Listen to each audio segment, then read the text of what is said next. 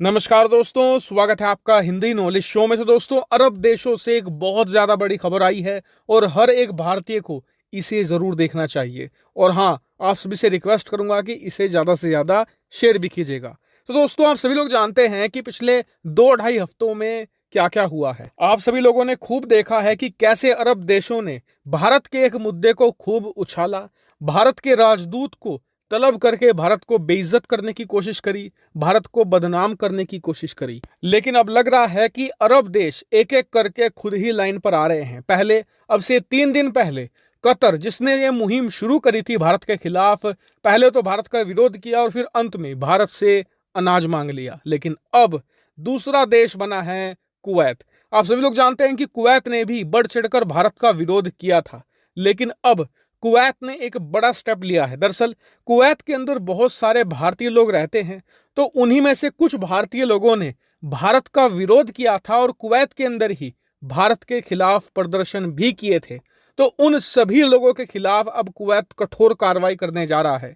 दरअसल कुवैत ने ऐलान किया है कि जो जो लोग भारत के खिलाफ प्रदर्शन कर रहे थे कुवैत में, उन सभी लोगों को डिपोर्ट किया जाएगा। यानी कि उनकी नौकरियां छीनी जाएंगी, उनके काम छीने जाएंगे, उन्हें वापस भारत भेज दिया जाएगा और कुवैत से बेदखल किया जाएगा। और मुझे पता है कई लोगों को इस खबर पर यकीन नहीं होता, इसीलिए मैं बकायदा कुवैत की मीडिया हाउस और इसके अलावा जो अरब देशों के बड़े न्यूज़पेपर्स हैं उनकी स्पेशल कटिंग लाया हूं। स्क्रीन पर आप देख सकते हैं, अब से कुछ ही देर पहले यह खबर कंफर्म हुई है कि कुवैत की सरकार उन सभी भारतीय लोगों को एक्सपेल कर रही है, डिपोर्ट कर रही है, जिन्होंने भारत के खिलाफ प्रदर्शन किए थे। अब सवाल यह उठता है कि कुवैत की सरकार, जो अब से 1 हफ्ते पहले तक भारत का विरोध कर रही थी, उनके मंत्री ट्विटर पर भारत के खिलाफ बयानबाजी कर रहे थे, अचानक से इनका हृदय परिवर्तन कैसे हो गया।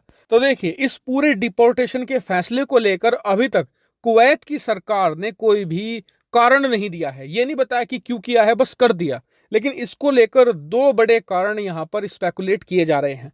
पहला कारण यह कहा जा रहा है कि हो सकता है कि भारत सरकार के दबाव में यह फैसला लिया गया हो। और इसको लेकर तर्क यह दिया जा रहा है कि कुवैत और भारत के संबंध बहुत ज्यादा बेहतर थे, लेकिन कुवैत की सरकार ने भारत का लाइन क्रॉस करके विरोध किया, जिस वजह से अब कुवैत की सरकार को लग रहा है कि भारत के साथ संबंध ज्यादा खराब हो चुके हैं, ऐसे में दोबारा इन्हें रिपेयर करने की जरूरत है।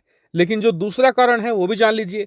दूसरा कारण ये दिया जा रहा है कि कुवैत में किसी भी प्रकार का लोकतंत्र नहीं है। ऐसे में जो वहां के शेख होते हैं वो इन प्रदर्शनों से डरते हैं कि कहीं उनका तख्ता पलट ना हो जाए। ऐसे में जब भी कोई छोटा सा भी प्रदर्शन होता है वो इसे दबवा देते हैं ताकि दूसरे लोग इससे प्रभावित ना हो। इसके अलावा कई लोग ये भी कह रहे हैं कि बिना अनुमति के प्रदर्शन के कारण भी ये हो सकता है। लेकिन जब बिना अनुमति के प्रदर्शन किया जाता है ना, तो ऐसे मामलों में लोगों को जेल भेज दिया जाता है।